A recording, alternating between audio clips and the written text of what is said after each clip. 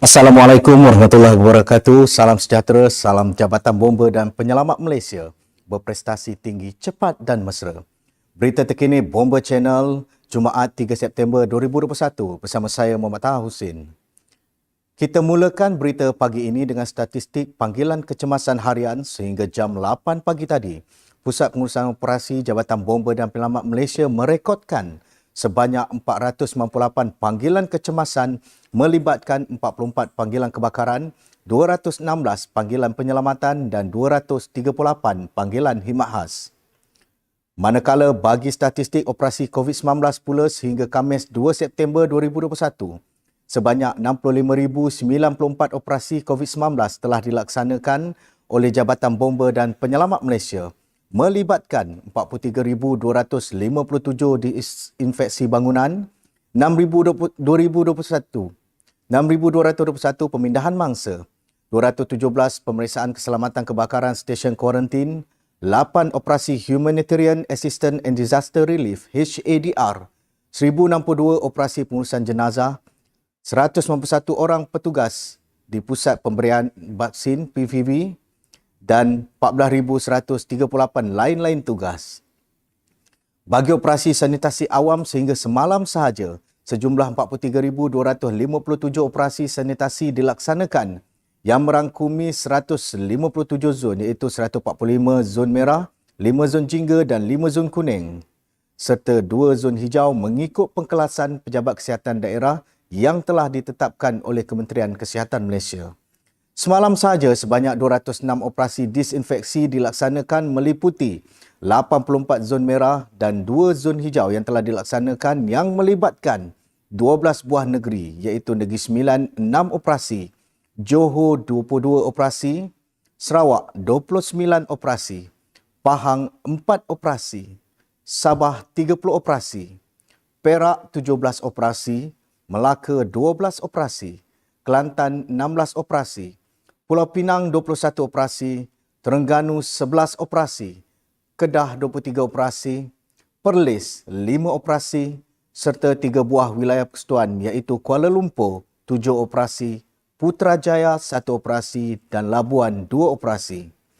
Sehingga kini operasi telah merangkumi 24,715 premis yang terdiri daripada 3,941 pusat perniagaan, 2,604 kawasan perumahan, 5,060 tempat awam, 404 pasaraya, 8,927 bangunan kerajaan, 324 balai bomba, 316 pusat tahfiz, 861 premis PDRM dan 2,278 buah sekolah kerajaan.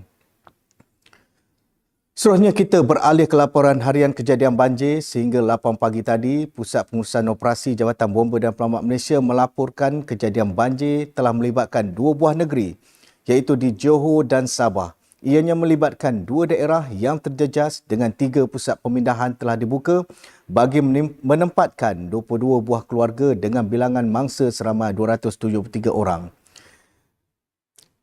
Tiada mangsa dilaporkan hilang dan tiada kematian sehingga hari ini. Jabatan Bomba dan Penyelamat Malaysia telah melaksanakan 93 operasi banjir melibatkan 57 operasi pemantauan dan khidmat khas, 21 operasi pengangkutan dan pemindahan mangsa, 5 operasi mencari dan menyelamat, 4 operasi penghantaran logistik, 2 operasi penghantaran pesakit dan 4 operasi sanitasi pusat pemindahan sementara banjir. Kita beralih ke laporan insiden. Sementara itu di Pahang, semalam satu kejadian kemalangan jalan raya melibatkan sebuah lori tangki dan sebuah kenderaan seberguna MPV telah berlaku di kilometer 118 Jalan Kuantan Segamat, berhampiran Simpang Kota Bahagia. Yang melibatkan kenderaan MPV tersebut terbakar dan pemandu kenderaan tercampak keluar. Dalam kejadian tersebut, pemandu kenderaan MPV tersebut disahkan meninggal dunia di tempat kejadian dan pemandu lori tangki cedera dan diberikan perawatan awal oleh pasukan perubatan. Pasukan keluaran operasi dari Balai Bomba dan Penyelamat Muazzam telah dikejarkan ke tempat kejadian dan seramai 6 orang anggota bertindak melakukan pemadaman kenderaan dan penyelamatan menggunakan alat salur bantu mula dan rescue tool. Kedua-dua mangsa diserahkan kepada pihak hospital dan pihak polis untuk tindakan selanjutnya. Dalam kejadian berasingan pula, dua orang lelaki dewasa meninggal dunia dalam kejadian kemalangan kira-kira jam 2.30 petang semalam di Lebuhraya Karak, kilometer 43.5.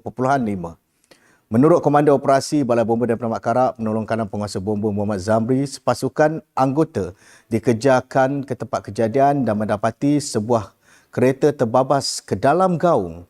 Pasukan bomba bertindak mengeluarkan mangsa dan melakukan tindakan penyelamatan.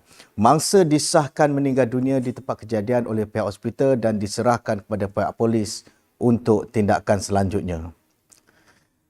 Dan seterusnya, di Terengganu, operasi Search and Rescue atau penyelamatan mencari dan menyelamat berkaitan dua kes lemas yang berlaku di Dungon dan Kemaman bermula 2 hari lepas ditamatkan pagi semalam. Susulan mayat kedua-dua mangsa tersebut telah dijumpai.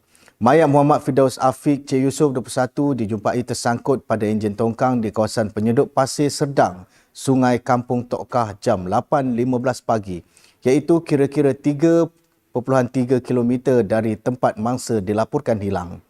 Ketua Balai Bomba dan Penyelamat Dungon, penolong kanan penguasa bomba Syahriza Samsudin berkata, mangsa ditemukan oleh salah seorang pekerja yang sedang menjalankan kerja-kerja menyedut pasir di lokasi dan sudah mengetahui operasi mencari dan menyelamat mangsa. Manakala mayat Muhammad Nazmi bin Muhammad Saidi, 23 tahun pula, telah dijumpai pada jarak 150 meter dari lokasi mangsa dikatakan lemas di Jeram 7, Kampung Paya Berenjut, Kemaman pada jam 9.20 pagi semalam. Menurut penolong penguasa bomba Muhammad Hanif bin Cik Khalid, Ketua Balai Bomba dan Penyelamat Ceneh, operasi SAR selama 2 hari ini agak menyukarkan kerana cuaca hujan menyebabkan air jeram menjadi keruh dan dalam cuaca begini juga boleh menyebabkan kejadian kepala air yang akan membahayakan pasukan penyelamat. Kedua-dua mangsa telah diserahkan kepada pihak polis untuk tindakan selanjutnya. Sekian berita terkini bersama saya Muhammad Taha Hussein. Teruskan kesetiaan anda bersama Bomba Channel, info keselamatan anda. Amalkan norma baru, jaga jarak, kita jaga kita, lindung diri, lindung semua. Assalamualaikum dan salam hormat.